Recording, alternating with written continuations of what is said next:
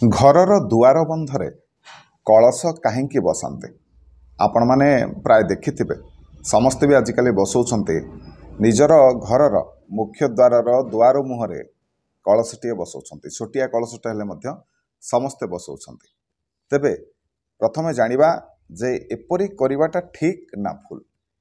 କାହିଁକି ଦୁଆର ମୁହଁରେ କଳସ ସମସ୍ତେ ବସାଉଛନ୍ତି ଏବଂ ଏହି କଳସ ବସାଇବା ଦ୍ୱାରା ଆମର କ'ଣ ସବୁ ଲାଭ ହୋଇଥାଏ, ଜାଣିବା ପାଇଁ ଭିଡ଼ିଓଟିକୁ ଶେଷ ପର୍ଯ୍ୟନ୍ତ ଦେଖନ୍ତୁ।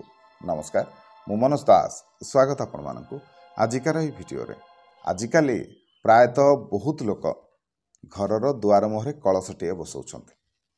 ତେବେ ପ୍ରଥମେ ଜାଣିବା ଏହା ଠିକ୍ ନା ଭୁଲ। ଶାସ୍ତ୍ର ଅନୁସାରେ ନିଶ୍ଚିନ୍ତ ଭାବରେ ଠିକ୍। ଯଦି ଆପଣ ବି ଏଭଳି କରୁଛନ୍ତି ତାହେଲେ ଭଲ କାମଟିଏ କରୁଛନ୍ତି। ଏଭଳି କରିବାଟା ନିହାତି ଭାବରେ ଠିକ୍। ଦୁଆର ମୁହଁରେ କଳସ ସ୍ଥାପନ କଲେ ନିହାତି ଭାବରେ ଭଗବାନଙ୍କ ଠାରୁ ଆମକୁ କୃପା ମିଳିଥାଏ। ଭଗବାନ ଆମର କଲ୍ୟାଣ କରିଥାନ୍ତି, ଦେବତାମାନେ ଖୁସି ହୋଇଥାନ୍ତି। ତେବେ କାହିଁକି ଦେବତାମାନେ ଖୁସି ହୋଇଥାନ୍ତି? ଏଥିପାଇଁ ଖୁସି ହୋଇଥାନ୍ତି, ଆମ ଶାସ୍ତ୍ର ଅନୁସାରେ ଏହି କଳସରେ ସମସ୍ତ ଦେବାଦେବୀମାନେ ବସବାସ କରିଥାନ୍ତି। ସବୁ ଦେବତାମାନେ ବାସ କରିଥାନ୍ତି। କଳସସ୍ୟ ମୁଖେ ବିଷ୍ଣୁ କଣ୍ଠେ ରୁଦ୍ର ପ୍ରକୃତିତଃ ଅଧଶ୍ଚୈବ ସ୍ଥିତ ବ୍ରହ୍ମା ମଧ୍ୟେ ମାତୃଗଣଃ ସ୍ମୃତଃ କୁକ୍ଷୌଚ ସାଗରା ସପ୍ତ ସପ୍ତ ଦୀପାଚ ମିଦିନି ଉଦରେ ସର୍ବତୀର୍ଥାନି ଚିନ୍ତୟିତ୍ୱଂ ପ୍ରପୂଜୟେ। କଳସରେ ବ୍ରହ୍ମା, ବିଷ୍ଣୁ, ସଦାଶିବ, ତା ସହିତ ସବୁ ତୀର୍ଥଜଳ, ସମସ୍ତ ସାଗର ଗୁଡ଼ିକ ଏବଂ ସମସ୍ତ ଦେବାଦେବୀମାନେ ବାସ କରନ୍ତି। ତେଣୁ ଘରର ମୁଖ୍ୟ ଦ୍ୱାର ବନ୍ଧ ନିକଟରେ, ମୁଖ୍ୟ ଦ୍ୱାର ନିକଟରେ ଯଦି ଆପଣମାନେ କଳସଟିଏ ସ୍ଥାପନ କରନ୍ତି ତାହେଲେ ଏହା ଆପଣଙ୍କ ପାଇଁ ଶୁଭଫଳ ନିହାତି ଭାବରେ ଆଣିଦେବ। ତେବେ ଏହି କଳସ ବସାଇବା ସମୟରେ ମଧ୍ୟ ବହୁତ ଲୋକ ଏହି କେତୋଟି ଭୁଲ କରିଥାନ୍ତି। କ'ଣ ଭୁଲ କରିଥାନ୍ତି ନା, ଆପଣମାନେ ପ୍ରାୟତଃ ଦେଖିଥିବେ ଖାଲି କଳସଟିଏ ବସାଇ ଦେଇଥିବେ, ପାଣି ଢାଳଟି କିଛି ପାଣି ରଖିକି ବସାଇ ଦେଇଥିବେ, ଫୁଲଟିଏ ପକାଇ ଦେଇଥିବେ। କିମ୍ବା କେହି କେହି କ'ଣ କରନ୍ତି ନା କିଛି ପରିବା ବି ରଖିଦିଅନ୍ତି, ବା କେହି କିଛି କ'ଣ କରନ୍ତି ନା କଦଳୀଟିଏ ରଖିଦିଅନ୍ତି, ନହେଲେ ଗୁଆଟିଏ ପାଣି ଭିତରେ ପକାଇ ଦେଇଥିବେ। ଏସବୁ କରିବା କଥା ନୁହଁ। କିମ୍ବା ଆଉ କେହି କେହି ମଧ୍ୟ ଖାଲି ଆମ୍ବ ଡାଳଟିଏ ସେଇ କଳସରେ ପକାଇ ଦେଇଥିବେ ଏବଂ ଫୁଲଟିଏ ପକାଇ ଦେଇଥିବେ। ଏହାକୁ କଳସ ବୋଲି କୁହାଯାଏନି ଆଜ୍ଞା। କଳସ ତାକୁ କୁହାଯାଏ, କଳସ ଥିବ, କଳସରେ ପାଣି ଥିବ, ଆମ୍ବ ଡାଳ ଥିବ, କଳସ ତଳେ ଅକ୍ଷତ କିମ୍ବା ଶୁକ୍ଳ ଧାନ ଥିବ ଏବଂ ନଡ଼ିଆଟିଏ ଥିବ। ନଡ଼ିଆ ହେଉ ନହେଲେ ପଇଡ଼ ହେଉ, ଏ ଦୁଇଟି ଜିନିଷ ନିହାତି ଭାବରେ ଥିବା ଦରକାର। ଆଉ ଯଦି ଆପଣମାନେ ଏମିତି ଗୋଟେ ବାଇଗଣଟିଏ ହେଲା କିମ୍ବା କୌଣସି ପରିବା ଦେଇ ଦେଉଛନ୍ତି କି କଦଳୀଟିଏ ଦେଇ ଦେଉଛନ୍ତି, ଫୁଲଟିଏ ଖାଲି ରଖି ଦେଉଛନ୍ତି, ତାହେଲେ ଏଭଳି କରିବା ଉଚିତ ନୁହେଁ। ଯଦି ଆପଣମାନେ ଘରେ କଳସଟିଏ ସ୍ଥାପନ କରିବାକୁ ଚାହୁଁଛନ୍ତି, ପ୍ରତ୍ୟେକ ଦିନ ବି କରିବାକୁ ଚାହୁଁଛନ୍ତି, ତାହେଲେ କଳସ ଉପରେ ନଡ଼ିଆ ନିହାତି ଭାବରେ ଦେବେ। ବିଧି ଅନୁସାରେ କରନ୍ତୁ। ବିଧି ଅନୁସାରେ କରିବା ଦ୍ୱାରା କ'ଣ ହେବ ନା, ଆପଣଙ୍କୁ ହିଁ ତା'ର ଶୁଭ ଫଳ ମିଳିବ, ଆଉ କାହାକୁ ମିଳିବନି। ତେଣୁ ଆପଣଙ୍କୁ ସଠିକ୍ ବିଧିରେ ଏ କର୍ମଟି କରିବା ଦରକାର। ତେବେ କଳସ ତ ବସାଇବେ, କଳସ ବସାଇଲେ ଶୁଭ ହେବ ବୋଲି ମଧ୍ୟ ଆମେମାନେ ଜାଣିଲେ। କଳସଟି କେଉଁ ପଟ ଦିଗରେ ବସାଇବେ? ଘରୁ ବାହାରିଲା ବେଳକୁ ଡାହାଣ ପଟେ ବସାଇବେ ନା ଘରୁ ବାହାରିଲା ବେଳକୁ ବାମ ପଟେ ବସାଇବେ? ଏହା ମଧ୍ୟ ଏକ ଦ୍ୱନ୍ଦ୍ୱ ରହିଛି। ତେବେ କିଛି ଲୋକ କ'ଣ କରନ୍ତି ନା, ଘରୁ ବାହାରିବା ସମୟରେ ସେମାନେ ଘରର ଡାହାଣ ପଟେ, ମାନେ ତାଙ୍କର ଡାହାଣ ପଟ ଦିଗରେ ବସାଇ ଦିଅନ୍ତି। ଘରୁ ବାହାରିଲା ବେଳେ ତାଙ୍କର ଡାହାଣ ପଟେ। ତେବେ ଏ କଳସଟିକୁ କେଉଁ ପଟ ଦିଗରେ ବସାଇବେ? ବହୁତ ଲୋକ କ'ଣ କରନ୍ତି ନା, ଘରୁ ବାହାରିବା ସମୟରେ ସେମାନେ ଡାହାଣ ପଟରେ ବସାଇ ଦିଅନ୍ତି। ଏହା ଠିକ୍ ନା ଭୁଲ? ଦେଖନ୍ତୁ, ଶାସ୍ତ୍ର ଅନୁସାରେ ଯଦି ଆପଣମାନେ ଏଇ ଯେଉଁ କଳସର ସ୍ଥାପନା ଐଶାନ୍ୟ କୋଣ ପଟେ କରନ୍ତି, ମାନେ ଯଦି ଆପଣ ପୂର୍ବମୁଖା ବାହାରୁଛନ୍ତି ତାହେଲେ ବାମ ପଟରେ କରନ୍ତୁ କଳସର ସ୍ଥାପନ, ଯାହାକି ଆପଣଙ୍କ ପାଇଁ ଠିକ୍ ରହିବ। ଯଦି ଏଭଳି କରିପାରୁନାହାନ୍ତି ତାହେଲେ ଚେଷ୍ଟା କରନ୍ତୁ ପୂର୍ବ ଦିଗରେ, ନଚେତ୍ ଉତ୍ତର ଦିଗରେ କଳସର ସ୍ଥାପନ କରନ୍ତୁ, ଯାହାଦ୍ୱାରା କି ଆପଣଙ୍କର ମଙ୍ଗଳ ହେବ, ଆପଣଙ୍କୁ ତା'ର ସମ୍ପୂର୍ଣ୍ଣ ଭାବେ ଶୁଭଫଳ ପ୍ରାପ୍ତି ହେବ। ଏବେ ଆସନ୍ତୁ ଜାଣିବା ଏଇ କଳସଟି ବସାଇବା ଦ୍ୱାରା ଆମର କ'ଣ ସବୁ ଲାଭ ହୁଏ। ଦେଖନ୍ତୁ, ଯଦି ପ୍ରତ୍ୟେକ ଦିନ ଆପଣମାନେ ଘରେ କଳସଟିଏ ସ୍ଥାପନ କରନ୍ତି ତାହେଲେ ଆପଣଙ୍କର ଭୂତ ପ୍ରେତର ବାଧା ରହିବନି, ଘରେ ନକାରାତ୍ମକ ଶକ୍ତିର ପ୍ରଭାବ ରହିବନି। ଘରେ କୌଣସି କାମ ଅଟକି ଯାଉଥିଲା, ଆପଣଙ୍କର କୌଣସି କାମ ଅଟକି ଯାଉଥିଲା, ବାଧାବିଘ୍ନ ଆସୁଥିଲା କୌଣସି କାମ ହେବାରେ, ସେସବୁରେ ଆଉ ଅସୁବିଧା ଦେଖାଦେବନି।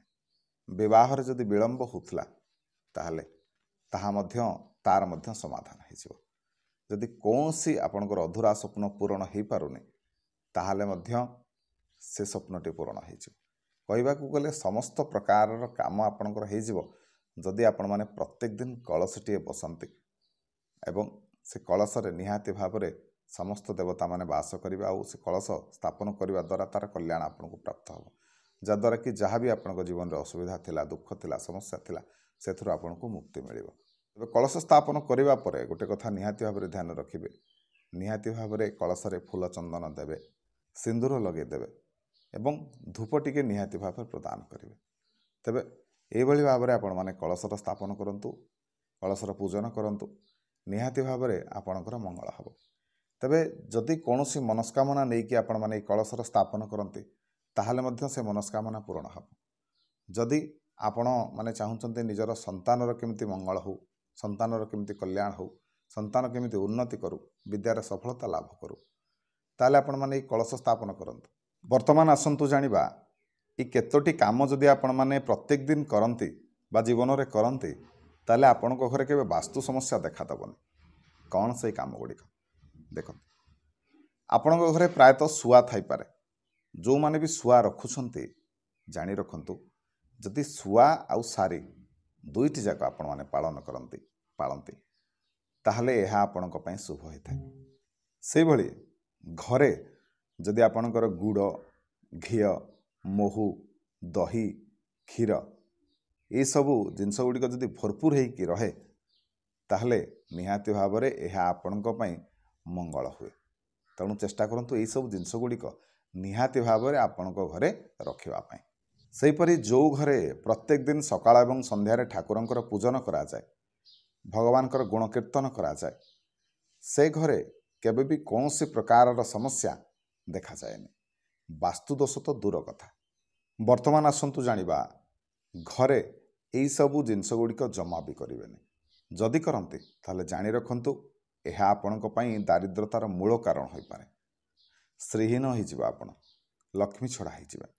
କାମଟି କ'ଣ ନା, ଯେଉଁ ଘରେ ରହୁଛନ୍ତି ସେ ଘରେ ଯଦି ଆପଣମାନେ ଛେଳି ରଖନ୍ତି ତାହେଲେ ଜାଣି ରଖନ୍ତୁ ଏହା ଆପଣଙ୍କ ପାଇଁ ଜମା ବି ଶୁଭ ନୁହଁ, ଜମା ବି ଭଲ ନୁହଁ।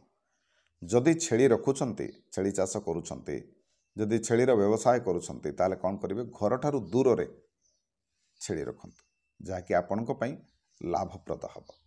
ମନେ ରଖନ୍ତୁ ସେହିପରି ଯଦି ଆପଣଙ୍କ ଘରେ ଛେଳି ବୁଲେ ତାହେଲେ ମଧ୍ୟ ଦରିଦ୍ରତା ଆସିଥାଏ। ତେଣୁ ଏ କଥାର ନିହାତି ଭାବରେ ଧ୍ୟାନ ଦେବେ। ସେହିପରି ଯଦି ଆପଣମାନେ ଚାହୁଁଛନ୍ତି କି ଆପଣଙ୍କର ସନ୍ତାନର ଉନ୍ନତି ହେଉ, ବିଦ୍ୟାରେ ତାକୁ ସଫଳତା ପ୍ରାପ୍ତି ହେଉ, ସେ ଯେଉଁ ପାଠ ପଢ଼ୁଛି ସେଥିରେ ନିହାତି ଭାବରେ ସେ ଭଲ କରୁ, ତାହେଲେ ଗୋଟେ ଉପାୟ କହୁଛି ଆପଣମାନେ କରନ୍ତୁ। କ'ଣ କରିବେ ନା, ପିଲାକୁ ଚେଷ୍ଟା କରିବେ ଯେତେବେଳେ ପିଲା ଶୋଉଛି ତାର ମୁଣ୍ଡଟି ଯେମିତି ପୂର୍ବ ଦିଗକୁ ହୁଏ ସେହିପରି ବ୍ୟବସ୍ଥା କରିବେ। ତା ସହିତ ପିଲା ଯେଉଁ ତକିଆ ଦେଉଛି ତକିଆର କଭର ହଳଦିଆ ରଙ୍ଗର କରିଦିଅନ୍ତୁ। ଏହାଦ୍ୱାରା ବୃହସ୍ପତିଙ୍କର ବିଶେଷ ଭାବେ କଲ୍ୟାଣ ପ୍ରାପ୍ତି ହେବ ଆପଣଙ୍କର ସନ୍ତାନକୁ। ବିଦ୍ୟାରେ ନିହାତି ଭାବରେ ବୃହସ୍ପତିଙ୍କ କୃପାରୁ ସଫଳତା ଅର୍ଜନ କରିବା ଆପଣଙ୍କ ପିଲା। ଏ ଉପାୟଟି କରିକି ଦେଖନ୍ତୁ, ନିହାତି ଭାବରେ ଆପଣଙ୍କର ମଙ୍ଗଳ ହେବ, କଲ୍ୟାଣ ହେବ। ତେବେ ଆଶା କରୁଛି ଆଜିକାର এই ଭିଡ଼ିଓଟି ଆପଣମାନଙ୍କୁ ନିଶ୍ଚୟ ଭଲ ଲାଗିଥିବ। ଯଦି ଭିଡ଼ିଓ ଭଲ ଲାଗିଥାଏ ଭିଡ଼ିଓକୁ ଲାଇକ୍ କରିବେ, ସେୟାର କରିବେ, ଚ୍ୟାନେଲକୁ ସବସ୍କ୍ରାଇବ୍ କରିବେ। ରହିଲି, ଜୟ ଜଗନ୍ନାଥ।